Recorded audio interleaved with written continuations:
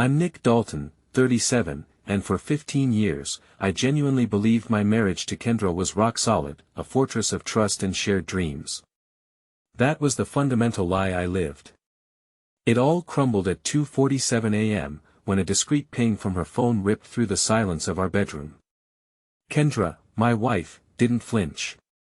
She just rolled over, grabbing the device with a practiced ease, her fingers flying across the screen under the covers. That single, furtive act changed everything. How could I have been so blind? 2 hushed phone calls, a hidden hotel receipt, and the sweet, unfamiliar scent of another man's cologne on her side of the bed. All uncovered in less than 48 hours. She was in the kitchen now, humming softly as she brewed my morning coffee, utterly oblivious to the storm about to break. Before I tell you what happened next, if you enjoy stories about justice and family boundaries, take a second to like and subscribe, but only if you genuinely connect with this story. Where are you watching from right now? And what time is it there? Drop a comment and let me know. The notification sound on my wife's phone could wake the dead. And at 2:47 a.m., it practically raised me from mine. Kendra didn't even flinch. She just rolled over, grabbed the device with the practiced motion of someone who'd been expecting it, and started typing furiously under the covers. Work emergency. I mumbled into my pillow, though we both knew her marketing firm didn't exactly deal in life or death campaigns. Ultimatum. She whispered, her fingers dancing across the screen like she was composing the next great American novel instead of whatever late-night conversation couldn't wait until morning. I'm Nick Dalton and I fix computers for a living. Not glamorous, but it pays the bills and keeps me sharp enough to notice when something's off in the digital world. What I was slower to pick up on were the glitches in my own marriage. The texting continued for another 20 minutes. I know because I watched the clock, counting each passing minute like a man waiting for his execution. When Kendra finally put the phone down, she was smiling in the dark. I could see it in the reflection of our bedroom mirror, that satisfied little smirk she used to reserve for me. Everything okay at the office? I asked again. Just Tessa being dramatic about her dating life, Kendra said smoothly. You know how she gets. I did know Tessa, Kendra's best friend since college, a socialite who treated gossip like currency and had never sent a text after 10 p.m. In the 8 years I'd known her. But I didn't say that. Instead, I filed it away in the growing folder in my brain labeled things that don't add up. The next morning, Kendra was already gone when I woke up. Her coffee mug sat in the sink. Lipstick stain on the rim, a shade I didn't recognize. Cherry red instead of her usual soft pink. Another file for the folder. I was debugging a server crash for a local law firm when my phone buzzed. Jules Martinez, my best friend since high school and the only ex-cop I knew who'd quit the force to install security systems because, in his words, I got tired of arriving after the crime. Coffee? His text read. Always, I replied. We met at Murphy's Diner, the kind of place that served coffee strong enough to strip paint and didn't judge you for ordering breakfast at 2 p.m. Jules was already there looking like he'd been awake for days, which knowing him, he probably had been. You look like heck, he said by way of greeting. Kendra's been acting weird, I said, sliding into the booth across from him. Secretive. Different. Jules raised an eyebrow. Different how? Late-night texts, new clothes. Yesterday, I found a receipt for Morton's Steakhouse in her purse. We haven't been to Morton's since our anniversary 2 years ago. Maybe she's planning a surprise. For who? The question came out more bitter than I intended. Jules studied my face with those sharp eyes that had made him a good cop. You want me to look into it? No, I said quickly, then after a pause. Maybe. I don't know. Nick, if you think she's cheating, I don't think anything yet. That's the problem. But I was lying and we both knew it. The signs were there, had been there for weeks. The new gym membership she'd never used in front of me. The sudden interest in working late, the way she'd started closing her laptop whenever I walked into the room. That evening, I decided to test a theory. I came home early and suggested we order Chinese food and watch a movie, something we used to do every Friday night before life got complicated. "I can't tonight," Kendra said, not looking up from her phone. "Girls' night with Tessa and the crew again." "Didn't you just go out Wednesday?" "That was different. This is Tessa's birthday celebration." Tessa's birthday was in March. It was October. "Have fun," I said, and meant it in the way you mean break a leg to an actor. She left at 7, dressed in a black dress I'd never seen before, wearing perfume that smelled like promises she wasn't making to me. I watched from the window as she got into her car, then immediately called Jules. "Operation Catch a Cheater is a go," I said. "Jesus, Nick, you sure about this?" "I'm sure I need to know." An hour later, Jules and I were parked outside Hendrick's bar, watching my wife laugh at jokes told by a guy who definitely wasn't Tessa. He was younger than me, broader in the shoulders with the kind of perfectly styled hair that required more product than most women used. He drove an Audi leased. I'd bet money on it and had the confident posture of someone who'd never had to debug a system crash at 3 a.m. to keep the lights on. "That's Tyler Reed," Jules said, squinting through his binoculars. "Works at Kendra's firm, marketing coordinator." "How do you know that?" "I know things. It's what you pay me for." We watched them for 2 hours. Watched her lean in when he talked. Watched her laugh too hard at his jokes. Watched her put her hand on his arm in a way that was definitely not professional networking. "I've seen enough," I said finally. "What's the plan?" I stared at my wife through the bar window, feeling something cold and sharp crystallizing in my chest. "I'm going to destroy them both." The next few days, I played the perfect husband, made coffee in the morning, asked about her day, pretended not to notice when she showered immediately after coming home from her overtime shifts. All while Jules and I planned our reconnaissance mission like we were preparing for war. And maybe we were. Jules had connections from his cop days, and I had skills that went beyond fixing crashed hard drives. Together, we made a dangerous team. Him with his street smarts and investigative training. Me with my ability to make technology do things it wasn't supposed to do. "His name's Tyler Reed," Jules reported over coffee Thursday morning. 29, lives in those new condos downtown, drives a 2023 Audi A4 leased like you guessed, has a roommate named Greg who sells insurance, and smokes enough weed to supply a small music festival. "How long has this been going on?" "Best I can tell, about 6 weeks. Started right around the time Kendra got that promotion." "The promotion?" She'd been so excited. Had insisted we celebrate at that expensive restaurant downtown.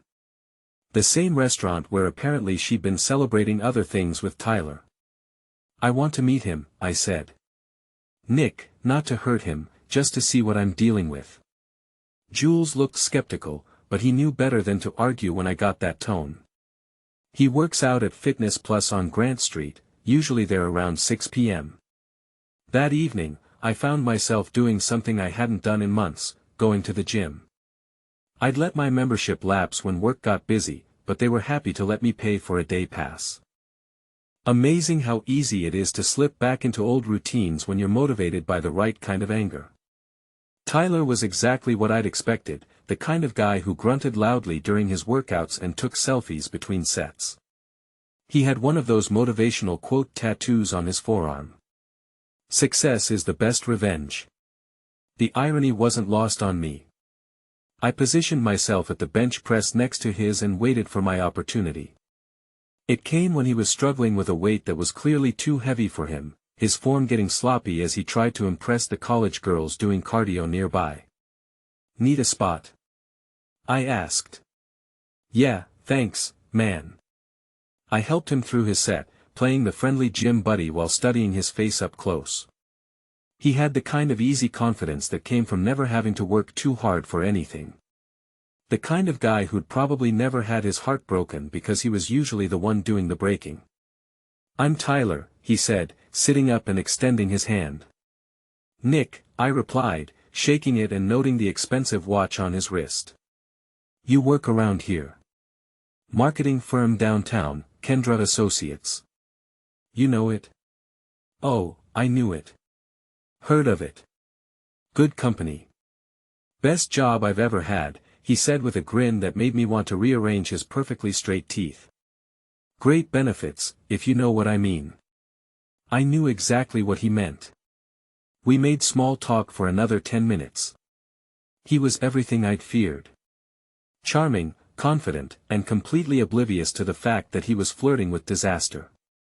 When he mentioned grabbing drinks later with this amazing woman from work, I had to excuse myself before I did something that would land me in jail. I called Jules from the parking lot. How'd it go?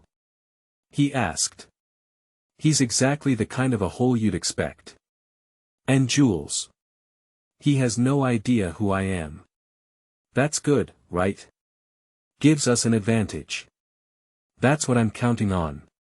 That night, Kendra came home at 11:30 claiming she'd been at a client dinner. She smelled like expensive cologne and lies. When she kissed me goodnight, I tasted betrayal on her lips. How was your day? She asked, settling into bed beside me. Productive, I said. Very productive. The next morning, I started my real work. While Kendra was at her early meeting, I was in our home office using skills I'd developed over 15 years in IT to dig into the digital footprints of my wife's affair. Her laptop was password protected. But I'd set up the home network. Getting in was child's play. What I found there chilled me to the core.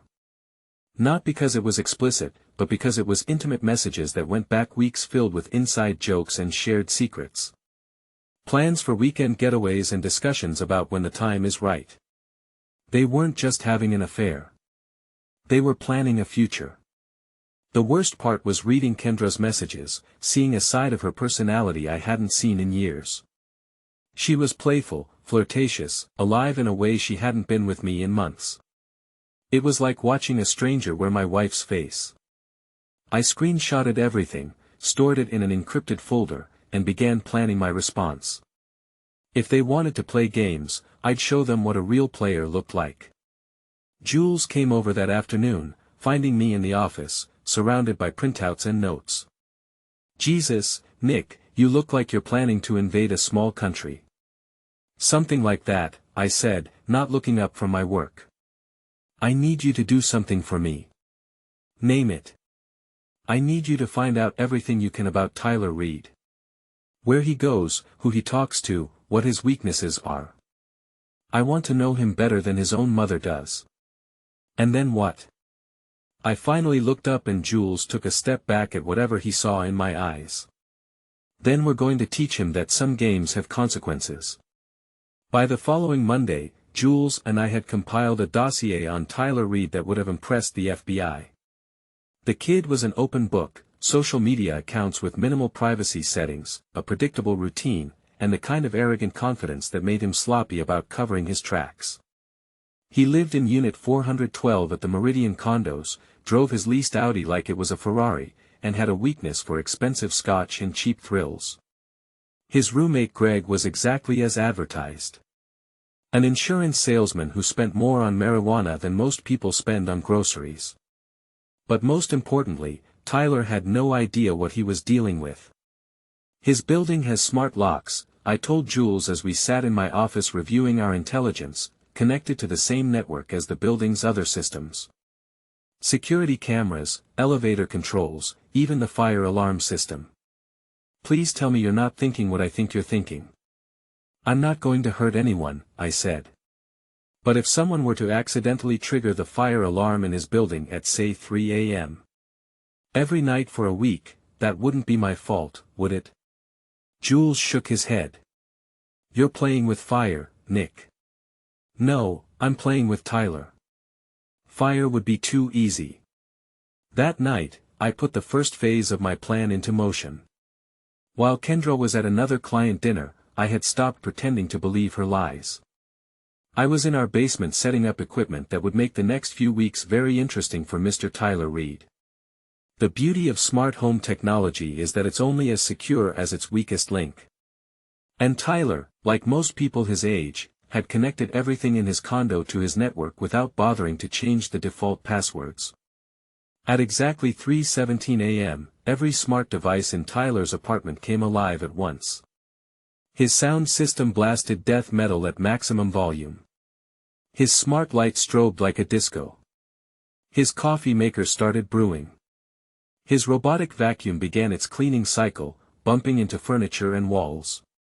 And his car alarm, connected to his phone's app, began wailing in the parking garage 4 floors below. I imagined him stumbling around in his underwear, trying to figure out why his entire life had suddenly become a technological nightmare. The thought made me smile for the first time in weeks. The next day, I made a point of being extra attentive to Kendra. Brought her coffee in bed, asked about her work, played the role of the loving husband while she lied through her teeth about her evening plans. "You seem happy today," she said, studying my face with the suspicious look of someone with a guilty conscience. "Why wouldn't I be? I have a beautiful wife, a good job, and all the time in the world to focus on the things that matter to me." She didn't like the way I said that last part. Good. That evening, while she was at her book club, a book club that apparently met at Tyler's favorite bar, I escalated my campaign. This time, it wasn't just his smart home systems. I'd found his social media accounts, his email, even his Netflix password. By the time I was done, Tyler Reed was going to think he was losing his mind. His Instagram account started posting embarrassing throwback photos from his college days. Pictures of him passed out at parties wearing ridiculous outfits caught in compromising positions with people who definitely weren't Kendra. His dating app profiles updated themselves with honest descriptions of his personality flaws. His streaming services began recommending shows about infidelity and betrayal. But the masterpiece was his work email. Nothing obvious, nothing that would get him fired immediately. Just small things. Replies sent to the wrong people. Meeting invitations for appointments that didn't exist. Autocorrect failures that made him sound unprofessional. Jules called me the next morning laughing so hard he could barely speak. "Whatever you did to this guy, it's working. My buddy at the police department says they got 3 noise complaints about his building last night. And get this, someone called in a wellness check because his neighbors thought he was having a breakdown." "I have no idea what you're talking about," I said innocently. "Sure you don't. Just be careful, okay? This kind of thing can escalate quickly." He was right. But I was past the point of caring about escalation. Every night, Kendra came home later and later, her excuses getting more elaborate and less believable. Every morning, she looked at me like I was a stranger she was trying to figure out. The old Nick would have confronted her, would have demanded the truth, and tried to work things out. But the old Nick was dead, ended by late-night text messages and lipstick stains on coffee cups. The new Nick was just getting started. That Friday, I decided it was time to take things to the next level. While Kendra was getting ready for another girls' night, I was preparing for the most important performance of my life. "Have fun tonight," I said, kissing her cheek as she headed for the door. "I will," she said. And for the first time in weeks, she wasn't lying. Neither was I. But my idea of fun and hers were about to become very different things. Saturday morning came with the kind of autumn chill that made you want to stay in bed. But I was up before dawn finalizing the details of what Jules had started calling Operation Homewrecker. The name was juvenile, but it fit. Kendra was still asleep, probably exhausted from her girls' night that had lasted until 2 a.m. I'd heard her stumble in trying to be quiet. But after 15 years of marriage, you know the sound of your spouse's footsteps. You also know when they're trying too hard to seem normal. I made coffee and sat in the kitchen, scrolling through the evidence I'd collected. Photos of her and Tyler at restaurants across town, screenshots of their text conversations, credit card statements showing purchases at lingerie stores I'd never seen her shop at. The funny thing about betrayal is how obvious it becomes once you start looking. All those little inconsistencies that you explain away when you trust someone suddenly form a perfect damning picture when you don't. My phone buzzed. "Jules, it's showtime." His text read. "Target acquired." I looked out the kitchen window and saw Tyler's Audi parked across the street. Bold move, parking right in front of the house. Either he was stupider than I thought or he'd reached the point of not caring who saw him. I was betting on stupid. Kendra came downstairs 20 minutes later, already dressed and checking her phone. She barely looked at me as she grabbed her purse. "Going somewhere?" I asked casually. "Coffee with Tessa. We're planning her sister's baby shower." Tessa's sister had her baby shower 3 months ago. I was there. "Have fun," I said and watched her leave through the front window. She walked straight to Tyler's car. I waited exactly 5 minutes, then called Jules. "They're moving," I said. "Roger that. Phase 2 is go." Phase 2 had taken weeks to set up, and it was beautiful in its simplicity.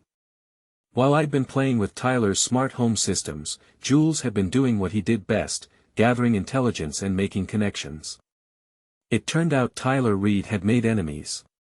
His arrogant attitude and habit of taking credit for other people's work had earned him a reputation at Kendra Associates. His tendency to hit on every attractive woman in the office, regardless of their relationship status, had made him particularly unpopular with the married employees. Jules had spent the last week making friends with these disgruntled coworkers, particularly Monica Henderson from HR, who'd been looking for a reason to discipline Tyler since he'd made an inappropriate comment about her daughter during the company picnic. "Monica's very interested in seeing those screenshots you showed me," Jules had reported earlier in the week, especially the ones where Tyler talks about conquering the married women at work. Today was the day Monica was going to get her evidence. But first, I had a more personal confrontation to handle. I drove to Riverside Park where Jewel was waiting with a clear view of the parking area. Tyler's Audi was there along with Kendra's Honda. They were sitting on a bench by the lake, close enough to be intimate, far enough from other people to think they had privacy. They didn't see me coming until I was 10 feet away. "Beautiful morning for a walk," I said conversationally. Kendra's face went white. Tyler looked confused, then annoyed, like I was interrupting something important. "Nick," Kendra stammered. "What are you doing here? I could ask you the same question." "Funny, you don't look like Tessa." Tyler stood up, puffing out his chest in a display of dominance that might have been intimidating if I hadn't spent the last month learning everything there was to know about him. "Who the heck are you?" he demanded. "I'm Nick Dalton," I said, extending my hand with a smile. "Kendra's husband. We met at the gym, remember?" The color drained from his face as the pieces clicked together. To his credit, he recovered quickly, but not quickly enough. "Look, man, this isn't what it looks like." "Really, because it looks like you're having a romantic morning with my wife after she lied to me about where she was going. What does it look like to you?" Kendra found her voice. "Nick, please let me explain." "Explain what?" "How long you've been lying to me. How many times you've looked me in the eye and told me you were somewhere else. Or maybe you'd like to explain why you're planning weekend getaways with your coworker while I'm at home thinking we're working through a rough patch." Tyler stepped forward trying to insert himself between us. "Hey, nobody planned for this to happen. Sometimes people just connect, you know." I laughed and something in the sound made both of them take a step back. "Connect? Is that what you call it?" "Tyler, my friend, let me tell you about connection. Connection is 15 years of marriage. Connection is holding someone's hair while they're sick. Connection is working double shifts to pay for their mother's funeral. Connection is not sleeping with your coworker and calling it destiny." "Nick," Kendra started, "I'm not done." My voice was calm, which seemed to scare them more than if I'd been shouting. "Tyler, you made a mistake when you decided to mess with my family. You thought you were dealing with some boring IT guy who'd roll over and let you take what was mine. But here's what you didn't know about me. I don't roll over for anyone. I pulled out my phone and showed them a screenshot of one of their text conversations. Tyler's face went gray. How did I know things, Tyler? I know about your smart home system that's been malfunctioning. I know about your work email problems. I know about your social media accounts posting things you don't remember posting. And I know that in about 30 minutes, Monica Henderson from your HR department is going to receive a very interesting package of evidence about your workplace behavior. You can't do that, he said. But his voice lacked conviction. I already did. See, the thing about technology is that it keeps records of everything. Every text, every email, every photo. And when you're stupid enough to use company equipment for personal communications, well, that makes things very easy for someone like me. Kendra was crying now, but they weren't the tears of someone who was sorry. They were the tears of someone who had been caught. What do you want? Tyler asked. I want you to disappear, I said simply. I want you to stay away from my wife, stay away from my house, and stay away from my life. And if you don't, I'll make sure everyone in this city knows exactly what kind of man you are. And if I do, then maybe your life goes back to normal. Maybe your smart home stops having technical difficulties. Maybe your work problems clear up. Maybe you get to keep your job and what's left of your reputation. Tyler looked at Kendra, then back at me. He was young, but he wasn't stupid. He could see the writing on the wall. This is crazy, he said, but he was already backing away. No, I replied. Crazy would be what I do to you if you don't take my very reasonable offer. He left without another word, practically running back to his car. Kendra watched him go, then turned to me with an expression I'd never seen before. Part fear, part respect, part something that might have been attraction. What happens now? She asked. Now we go home, I said. And you decide whether you want to be married to me or married to the fantasy of what your life could be with someone else. But Kendra, whatever you decide it honestly. No more lies, no more games, no more Tyler. She nodded, still crying, and followed me back to my car. As we drove home in silence, I caught her looking at me in the rearview mirror. The old Nick was gone, and she was seeing the new one for the first time. I had a feeling she liked what she saw. The drive home was the longest 20 minutes of my marriage. Kendra sat in the passenger seat, alternating between staring out the window and stealing glances at me like she was trying to figure out who I'd become. I knew the feeling. When we pulled into our driveway, she finally spoke. How long have you known? Long enough. Are you going to leave me? I turned off the engine and looked at her. Really looked at her for the first time in months. She was still beautiful. Still the woman I'd fallen in love with in college. But there was something different in her eyes now. Something that hadn't been there before Tyler Reed walked into her life. That depends, I said. On what? On whether the woman I married is still in there somewhere, or if she died when you decided our marriage was worth less than a few months of excitement with a 29-year-old. She started crying again. But these tears were different. These were the tears of someone who was genuinely sorry. Not just sorry they'd been caught. I don't know what happened to me. She whispered. I don't know how I became someone who could do this to you. I do, I said. You became someone who stopped seeing me as a person and started seeing me as an obstacle to what you thought you wanted. We sat in the car for another 10 minutes while she cried. And I processed the fact that my marriage might actually be salvageable. The old Nick would have been relieved, would have been ready to forgive and forget and pretend none of this had ever happened. But the old Nick was gone, and the new Nick had standards. If we're going to fix this, I said finally, it's going to be on my terms. She nodded, wiping her eyes with the back of her hand. First, you're going to tell me everything. Every lie, every meeting, every time you chose him over me. I want to know all of it. Nick, everything, Kendra, or this conversation ends right here. She took a shaky breath and started talking. It took 2 hours and 3 cups of coffee, but she told me everything. How it started with innocent flirting at a company happy hour.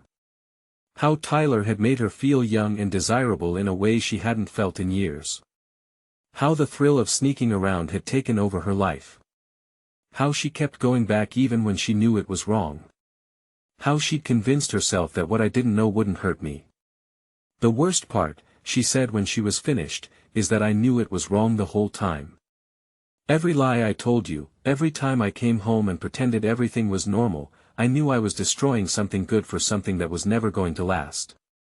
Then why didn't you stop? Because stopping would have meant admitting what I'd become.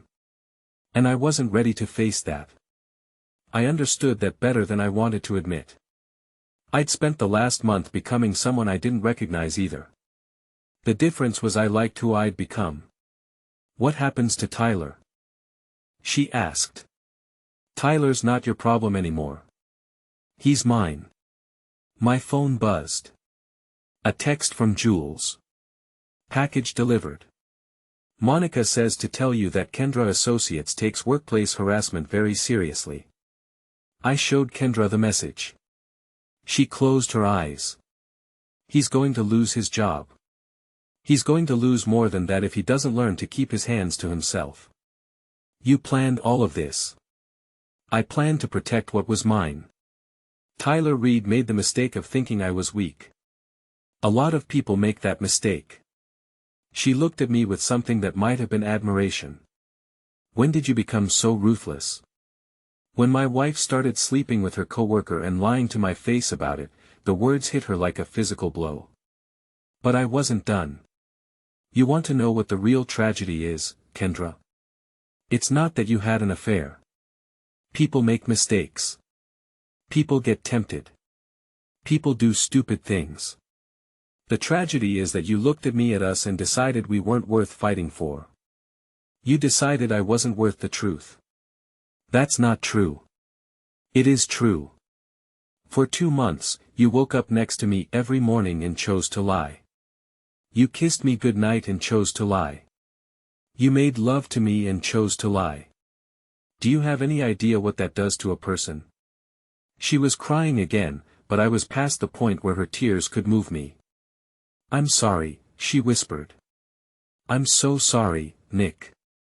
I know I don't deserve it, but please give me a chance to make this right. I studied her face, looking for any sign that this was just another manipulation, another lie designed to get her what she wanted. But all I saw was genuine remorse and the kind of fear that comes from realizing you've lost something irreplaceable. One chance, I said finally. But it's going to cost you anything. You're going to quit your job. What? You're going to quit Kendra Associates and you're going to find work somewhere else. Somewhere that doesn't have Tyler Reed or anyone like him. Somewhere you can remember who you used to be before you decided our marriage was disposable. Nick, that's my career. Your career is what gave you the opportunity to betray me. Your career is where you met him, where you planned your lies, where you decided I was worth less than a few months of excitement. So, your career is what you're going to sacrifice to save our marriage. She was quiet for a long time, processing what I was asking of her. Finally, she nodded. Okay, I'll quit. And you're going to therapy. Individual therapy, couples therapy, whatever it takes to figure out how you became someone who could do this to us. Okay. And Kendra, if you ever, and I mean ever lie to me again about anything, even something small, even something you think doesn't matter, this marriage is over. No discussion, no second chances, no working it out. Over, she nodded, understanding the weight of what I was saying. Can you forgive me? She asked. I don't know, I said honestly. But I'm willing to try. The question is, are you willing to earn it? 3 days later, Tyler Reed was fired from Kendra Associates for inappropriate conduct and fostering a toxic workplace. 2 days after that, Kendra submitted her resignation. A week later, we started couples therapy. It wasn't a happy ending. Not yet. Maybe not ever. But it was a beginning. And sometimes when everything you thought you knew about your life turns out to be a lie, a beginning is enough. The old Nick would have been grateful just to have his wife back. Would have been willing to pretend none of it had ever happened. But the new Nick had learned something important. Sometimes the only way to save something worth keeping is to be willing to destroy everything that isn't. And as I watched Tyler Reed clean out his desk through the window of Kendra Associates, I realized that the man who had tried to steal my life had actually given me something invaluable. He'd given me back my strength.